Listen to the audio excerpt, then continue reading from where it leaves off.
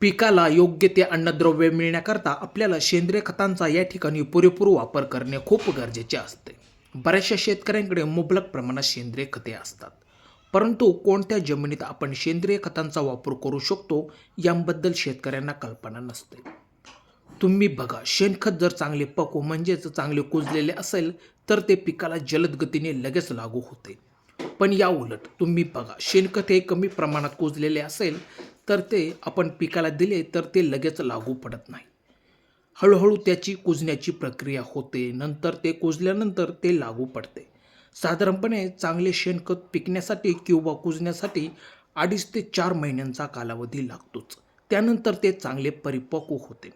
तुम्ही बघा, कमी कुजलेले शेणखत आपण जमिनीत टाकतो त्यावेळेस काय होते, आपण म्हणतो तो 2.5 ते 4 महिन्यांचा कालावधी असतो, तेवढा ते घेतेच. त्यानंतर ते हळूहळू जमिनीत स्थिरावते.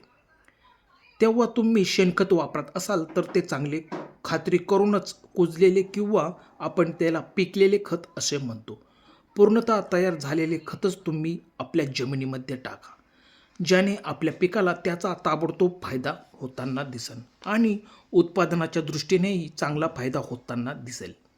एक लक्षात घ्या, तुम्ही जर गांडूळ खत न टाकता शेणखताचाच वापर जर करणार असाल तर शेणखताची मात्रा या ठिकाणी जास्त घ्यावी लागेल.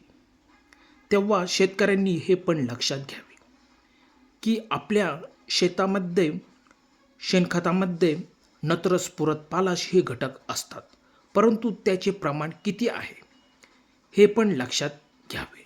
नुसतं टाकताय शेणखत याला काही महत्त्व नाही, तर आपल्याला काय हवे आहे हे पण जाणून घेणे तितकेच महत्त्वाचे आहे. तुम्ही बघा, शेणखतामध्ये नत्र असते, त्याचे प्रमाण खूप अत्यल्प म्हणजे 1% असते. त्यानंतर स्फुरद हे पण खूप कमी म्हणजे 0.8% इतकेच असते. आणि जे पालाश म्हणतो ते साधारणपणे 1 ते 1.5% असते. तुम्ही बघा, नत्र, स्फुरद, पालाश हे तीनही घटक शेणखतामध्ये आहेत, परंतु त्यांची मात्रा खूप अत्यल्प आहे. म्हणून हे वापरताना आपल्याला जास्त प्रमाणात वापरावे लागेल. जमिनीची मशागत करण्याआधी आपल्याला पुरेसे शेणखत टाकावे लागेल. साधारणपणे 1 महिना आधी टाकून घ्यावे, जेणेकरून ते जमिनीत समप्रमाणात मिक्स होऊन पिकांना योग्य त्या प्रमाणात लागू पडेल. तर आपण हलक्या त्या मध्यम जमिनीत शेणखताचा या ठिकाणी सहज वापर करू शकतो. कारण हलक्या जमिनीत काय होते, पाण्याचा योग्य त्या प्रमाणात निचरा होतो. त्यामुळे आपण टाकलेले रासायनिक खते ही निचऱ्याबरोबर वाहून जाण्याची शक्यता असते, त्यामुळे तोटा होण्याची शक्यता असते. तर तो होऊ नये म्हणून तुम्ही कुजलेले शेणखत जर टाकले तर त्या ठिकाणी पाणी धरून ठेवते. पाणी धरून ठेवल्यानंतर जमिनीची पोत सुधारवण्यासाठी कुजलेले शेणखत हे खूप फायद्याचे ठरते. त्याचबरोबर तुम्ही उभ्या फळबागेत पण त्याला टाकू शकता, त्याचा काही साईड इफेक्ट होत नाही, रिझल्ट खूप बेस्ट येईल. त्यानंतर आपण बघणार आहोत गांडूळ खताविषयी थोडक्यात माहिती. हे लक्षात घ्या, शेणखतापेक्षा गांडूळ खत परिपक्व होण्यासाठी फार कमी कालावधी लागतो, तो म्हणजे 4 ते 6 आठवडे लागतात. तर ते तुम्ही हलक्या जमिनीत न टाकता ते भारी जमिनीत टाकू शकता. कारण ते का, भारी जमिनीमध्ये काय होते, जमीन ही भारी असल्यामुळे ती चिकट असते, तिच्यामध्ये आपण म्हणतो तो मऊपणा नसतो.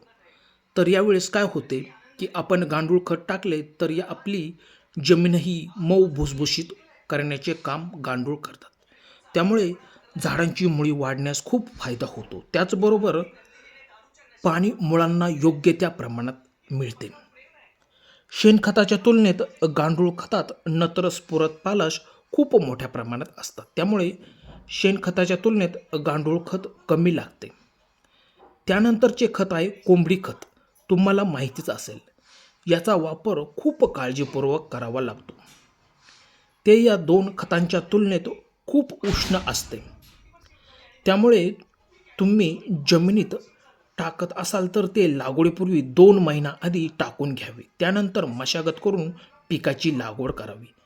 परंतु तुम्ही कोंबड खताचा वापर शक्यतो पावसाळ्यामध्येच करावा, जेणेकरून त्यातील असणारी उष्णता कमी प्रमाणात होईल आणि जी पीक जळण्याची प्रक्रिया असते ती या ठिकाणी कमी प्रमाणात होईल. त्यामध्ये तुम्ही नत्र स्फुरत पालाश याची मात्रा जर बघितली तर गांडूळ खत आणि शेणखतापेक्षा खूप जास्त प्रमाणात आहे. तर नत्राचे प्रमाण या ठिकाणी 10% असते आणि स्फुरतचे प्रमाण 8 ते 9% असते. आणि मित्रांनो, पालाशचा जर विचार केला तर सर्वात जास्त म्हणजे 40% असते. त्यामुळे इतर दोन खतांच्या तुलनेत कोंबडी खताची मात्रा या ठिकाणी आपल्याला कमीच घ्यावी लागते, कारण यामध्ये नत्र स्फुरत पालाश हे घटक खूप मोठ्या प्रमाणात आहेत. त्याचबरोबर इतर पण घटक असतात, ते म्हणजे कॅल्शियम आणि सल्फर. हे दोन घटक असून त्यांचे प्रमाण म्हणजेच कॅल्शियम 19% आणि सल्फरचे प्रमाण 3 ते 4% असते. मित्रांनो, तुम्ही बघितले असेल कोंबड खतामध्ये फार जास्त प्रमाणात घटक आहेत. त्यामुळे तुम्ही चांगले कुजलेले कोंबडी खत वापरू शकता, पण वापरताना एक सावधानगिरी बाळगायला हवी. ती म्हणजे आपल्या शेतामध्ये गारवा असणे खूप महत्त्वाचे आहे. म्हणजेच पावसाळ्याच्या सुरुवातीला तुम्ही शेतामध्ये मशागत करण्याआधी तुम्ही कोंबडी खत सहज टाकू शकता. मित्रांनो, या दोन शेणखत आणि गांडूळ खताच्या तुलनेत कोंबडी खत फार कमी प्रमाणात लागते आणि या दोन खतांच्या तुलनेत कोंबडी खत स्वस्तही तितकेच असते. त्यामुळे तुम्ही याचा सहज अवलंब करू शकता. मित्रांनो, जाता जाता एकच व्हिडिओ कसा वाटला? व्हिडिओ आवडल्यास आमच्या शेतकरी मित्र चॅनलला जर सबस्क्राईब केलेले नसेल तर सबस्क्राईब करा. धन्यवाद शेतकरी मित्रांनो.